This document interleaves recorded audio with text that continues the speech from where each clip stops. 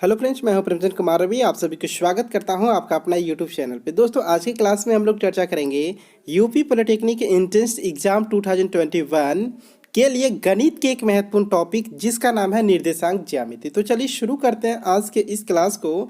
और यदि यह क्लास आप लोग को थोड़ा सा भी यूजफुल लगे तो इस वीडियो को लाइक कीजिएगा, अपने दोस्तों को भी साथ में शेयर कीजिएगा। और यदि आप हमारे चैनल पे पहली बार विजिट करें तो हमारे चैनल को सब्सक्राइब कर बेल आइकन को प्रेस कर ऑल बटन दबा देना, ताकि मैं जब भी इसी तरह वीडियो अपलोड करूं तो आप तक नोटिफिकेशन मिल सके। तो चलिए शुरू करते हैं आज के इस क्लास को। यह है आपका निर्देशांक ज्यामिति लेक्चर नंबर 3। यदि आप इसे पहले वाला लेक्चर नहीं देखे हैं तो इस वीडियो को देखने के बाद आप उन सभी वीडियो को देख सकते हैं। उनका लिंक मैं आई बटन में देने की कोशिश करूंगा। आज की इस क्लास में हम लोग चर्चा करेंगे निर्देशांक ज्यामिति के टाइप 4 के बारे में। किसका?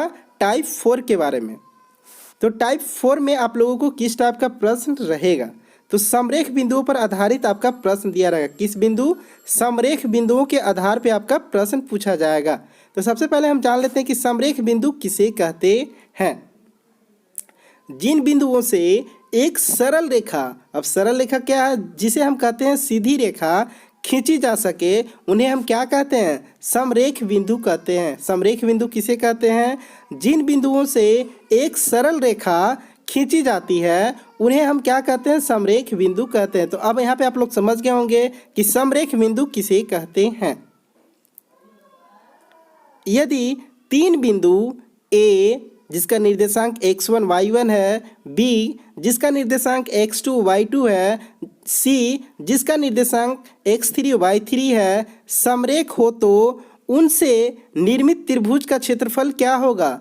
0 होगा। यहाँ पे आपको ध्यान देना है कि यदि तीन बिंदु, क्या दिया हुआ? तीन बिंदु आपस में समरेख है तो उनसे निर्मित जो त्रिभुज का क्षेत्रफल है वो आपका क्या होगा?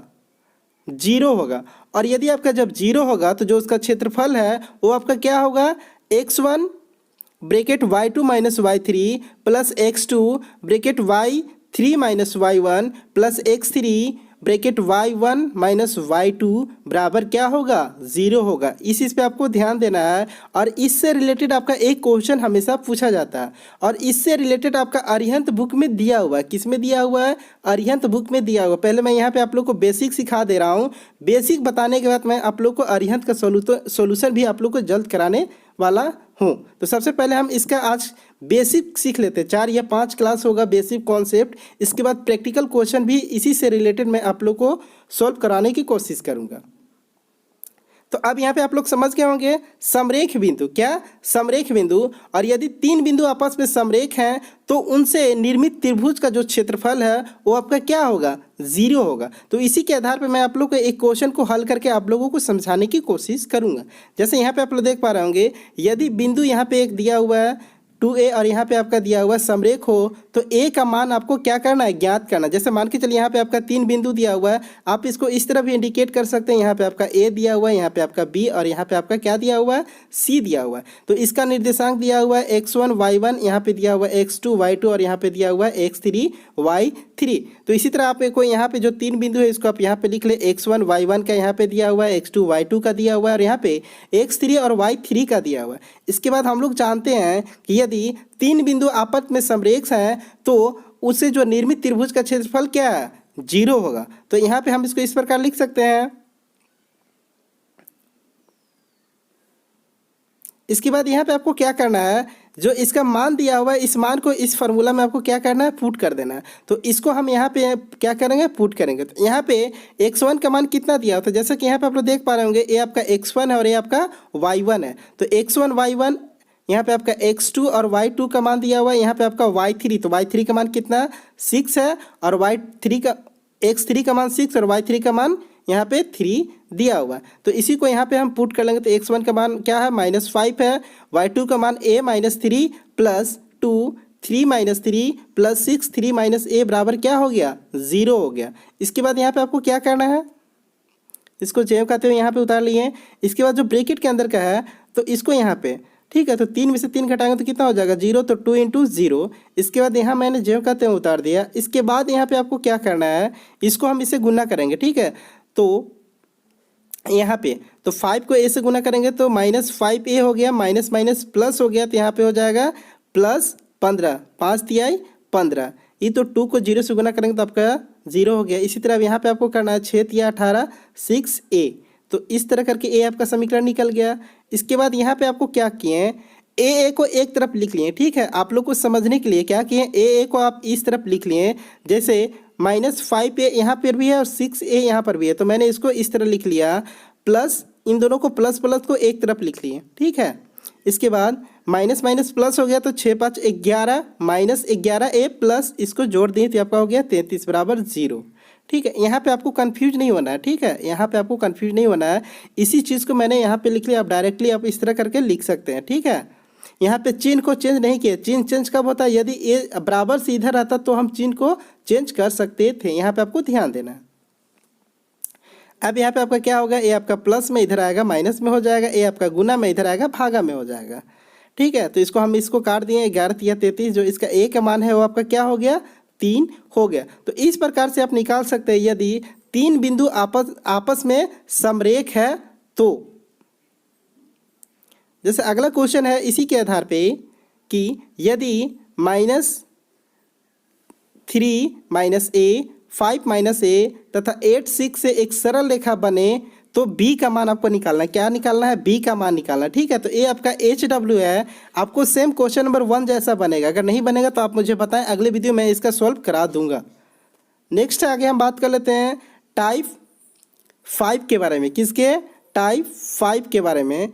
त्रिभुज के विभिन्न केंद्रों पर आधारित प्रश्न अगर पूछा जाता है, क्या पूछा जाता है, त्रिभुज के विभिन्न केंद्रों के आधारित पर प्रश्न पूछा जाएगा। और इस टाइप से भी रिलेटेड आपका अरिहंत बुक में आपका क्वेश्चन मिल जाएगा। किस में मिलेगा, अरिहंत बुक में आपका क्वेश्चन मिल जाएगा। तो मैं इसका बेसिक कॉन्सेप्ट क्लियर कराऊंगा, उसके बाद अरिहंत जो बुक है उसका भी मैं सोल्यूशन बताऊंगा, तब आप लोग को पता चलेगा कि टाइप 1 टाइप 2 कितना अच्छा था और कितना खराब था। तो टाइप 5 में हम किसके बारे में चर्चा करेंगे, त्रिभुज के विभिन्न केंद्रों के आधार पर प्रश्न दिया रहेगा, तो उस प्रश्न को आप किस प्रकार हल करेंगे। तो सबसे पहले हम बात कर लेते हैं केंद्र क्या है या केंद्र किसे कहते हैं, केंद्रक या गुरुत्व केंद्र या केंद्र किसे कहते हैं, ठीक है। तो त्रिभुज की माध्यिकाओं का प्रतिच्छेद बिंदु क्या कहलाता है, केंद्रक कहलाता है। केंद्रक किसे कहते हैं, तो त्रिभुज की माध्यिकाओं का प्रतिच्छेद बिंदु केंद्रक कहलाता है। अब त्रिभुज की माध्यिकाएं बिंदु क्या होती है इसके बारे में देख लेते हैं। जैसे मान के चलिए यहाँ पे एक आपका त्रिभुज दिया हुआ है, ठीक है, ए आपका त्रिभुज दिया हुआ है, तो ए और बी के मध्य बिंदु कौन है, इसके और इसके बिंदु, यहाँ पे ई मध्य हो गया, बी और सी के बीच में मध्य ई हो गया, और ए और सी के बीच में मध्य ए हो गया, ठीक है। तो यदि हम इसको इस तरह कर लिए और इस तरह करिए, तो जो इसका प्रतिच्छेद बिंदु है वो आपका कौन सा है, जी है, ठीक है। तो यहाँ पे हम कह सकते हैं कि त्रिभुज ए बी और सी के माध्यिकाओं के जो प्रतिच्छेद बिंदु है वो आपका कौन सा है, जी है। तो इसी को मैंने यहाँ पे लिखा है, यहाँ त्रिभुज ए बी के माध्यिकाएं ए डी है। देखिए ए बी के माध्यिकाएं यहाँ पे है क्या है, बी ई और सी ए बिंदु जी पर प्रतिच्छेद कर रही है। तो यहाँ बिंदु जी त्रिभुज ए बी सी का केंद्र माना जाएगा। क्या माना जाएगा, त्रिभुज, जैसा कि यहाँ पे आप लोग देख पा रहे होंगे। तो यहाँ पर बिंदु जी क्या है, बिंदु जी त्रिभुज ए बी सी का केंद्रक माना जाएगा, केंद्रक या केंद्र माना जाएगा। क्या माना जाएगा, केंद्रक या केंद्र माना जाएगा। यदि त्रिभुज ए बी सी का शीर्ष दिया रहेगा, त्रिभुज क्या दिया रहेगा, त्रिभुज ए बी सी का शीर्ष ए x1 y1 b x2 y2 c x3 y3 हो, तो केंद्र आपका g का मान निकालना रहेगा। किसका मान निकालना रहेगा, g का मान निकालना रहेगा। तो आप किस प्रकार निकालेंगे, तो यहाँ पे जैसे g का निर्देशांक xy हो जाएगा, तो g का निर्देशांक करने के लिए आपको क्या करना होगा, x1 जोड़ x2 जोड़ x3 y3, ये आपका x का वैल्यू हो गया, y1 plus y2 plus y3 का वैल्यू। आप इसको g का निर्देशांक इस प्रकार निकाल सकते हैं, किसका, g का निर्देशांक निकाल सकते हैं। किस प्रकार, इस तरह आप निकाल सकते हैं। तो इसी टाइप के आधार पे एक मैं आप लोगों को क्वेश्चन हल करके आप लोगों को समझाने की कोशिश करूंगा। और ये आपका जो क्वेश्चन है वो आपका अरिहंत बुक से लिया गया है। यदि आपके पास अरिहंत बुक है तो आप उसमें देख सकते हैं, आपका या फिर उदाहरण में दिया रहेगा या फिर आपका क्वेश्चन में दिया होगा। जैसे यहाँ पे आपका क्वेश्चन दिया हुआ है, एक त्रिभुज के शीर्ष 4 6 2 -2 0 2 है, तो केंद्रक का निर्देशांक आपको ज्ञात करना है। किसका निकालना है? केंद्रक आपको निर्देशांक निकालना है। तो केंद्रक का निर्देशांक ज्ञात करने के लिए आपको क्या करना होगा? x1 + x2 + x3/3 करना होगा, y1 + y2 + y3/3 कर देना होगा। तो सिंपल यहाँ पे आपको ध्यान देना है कि यदि आपका एक त्रिभुज के 3 शीर्ष दिया हुआ है और आपको केंद्र के निर्देशांक निकालने बोल रहा है, तो आप इसको किस प्रकार निकालेंगे? जैसे यहाँ पे 4 थे दिया हुआ है, तो इसको फर्स्ट वाला को जोड़ना है, इसको फर्स्ट वाला को जोड़ना है और इसको फर्स्ट वाला को जोड़ेंगे और उसको 3 से भागा दे देंगे। इसके बाद फिर सेकेंड में जो बच जाएगा, जैसे 4 में से अब इसको जोड़ना है, इसको जोड़ना है और इसको जोड़ना है, तीनों को जोड़ेंगे और उसको कितना से भाग देना है? 3 से हम भाग दे देंगे, ठीक है। या आप इसको अगर सूत्र के माध्यम से आप याद करना चाहते हैं तो आप इस तरह याद कर सकते हैं। केंद्रक के निर्देशांक अर्थात एक्स वाई बराबर होता है x1 + x2 + x3/3, y1 + y2 + y3 बराबर /3। तो इसी को मैंने यहाँ पे कर लिया, तो 4 2 6 और यहाँ पे हो गया प्लस माइनस माइनस, ठीक है। तो प्लस माइनस माइनस हो गया।